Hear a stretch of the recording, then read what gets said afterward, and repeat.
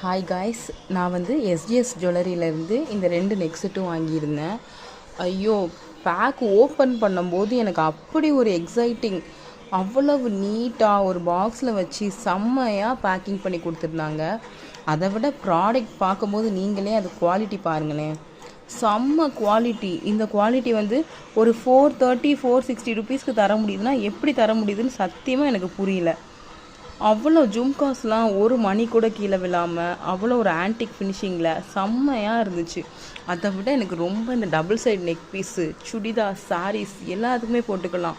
நம்ம ஷார்ட்டாக போடனாலும் போட்டுக்கலாம், லாங்காக போடனாலும் போட்டுக்கலாம். இந்த மாதிரி நல்லா அட்ஜஸ்ட்மெண்ட் டைப்பில் கொடுத்துருக்காங்க.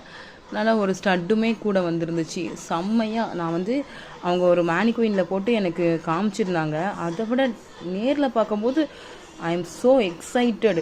நான் இன்னுமே 2 நெக் செட் நெக்ஸ்ட் மந்த்துக்கு பார்த்து வச்சுருக்கேன், அதை போடணும். நான் குவாலிட்டி எப்படி இருக்குமோ, நான் நல்லா வந்துருமான்னு ஒரு இதோடு தான் நான் வாங்கினேன். ஆனால் குவாலிட்டி டாப் நாச்சு. ஒரு 430 ஆர் 460 சம்திங் அந்த மாதிரி தான் வந்துருந்துச்சு. ப்ளஸ் ஷிப்பிங் 25 இருக்கும்போது நான் வாங்கினேன். அவ்வளோ ஒரு டாப் நாச்சான இந்த பாருங்களேன், உங்களுக்கு அந்த ஸ்டோன்ஸ் எல்லாம் அப்படியே மினுங்குது, அப்படி ஜொலிக்குதே பிரம்மாண்டமாய் மாதிரி செம்மையாக இருக்குது. அந்த செயின்ஸுமே கூட அவ்வளோ ஒரு டாப் நாச்சான குவாலிட்டி. செயின் உங்களுக்கு தெரியும்னு நினைக்கிறேன். அப்படி ஒரு டாப் நாச்சான குவாலிட்டி. நான் இது உங்களுக்கு நல்லா காட்டணும் அப்படின்னு சொல்லிட்டு தான் இந்த மாதிரி ஒரு கிளாத்தில் விரித்து காமிச்சேன். செம்ம குவாலிட்டி, செம்மையான குவாலிட்டி. அதை விட இந்த நெக் பீஸு வேறு லெவல் செம்ம. ஐயோ, நான் மட்டும் இப்போது ஒரு சாரியோ ஏதோ ஒன்று கட்டியிருந்தேன்னா அடுத்த பொங்கலுக்கோ ஏதோ ஒன்று போட்டு கண்டிப்பாக வேர் பண்ணி அவங்களுக்கு நான் கண்டிப்பாக ஃபோட்டோ அனுப்புவேன். அந்த உருவெல்லாம் கூட அவ்வளோ ஒரு அழகாக கோல்டு ஜுவல்லரியில் வந்திருக்க மாதிரி செம்மையான. அப்படி எனக்கு ரொம்ப பேசிகிட்டே போகிற மாதிரி இருக்குது. இருந்தாலுமே என்னால் அந்த எக்ஸைட்மெண்ட்டை விட்டு வெளியே வரவே முடியல.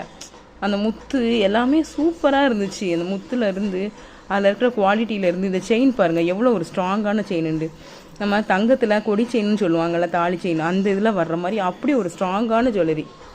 உங்களுக்கு இதில் பார்த்தா தெரியும்னு நினைக்கிறேன். அப்படி ஒரு ஸ்ட்ராங்காக இருக்குது. இந்த மாதிரி ஒரு ஸ்ட்ராங்காக இந்த ஜும்காஸோட நான் அப்படி எக்ஸைட் பண்ணவே இல்லை. ரொம்ப தேங்க்யூ இந்த ஜுவல்லரி எனக்கு கொடுத்ததுக்கு. அப்படி என்ன சொல்கிறதுன்னு தெரியல. இது எப்போ வேர் பண்ணுவேன் அப்படின்னு சொல்லிட்டு எனக்கு ரொம்ப எக்ஸைட்டிங்காக இருக்குது.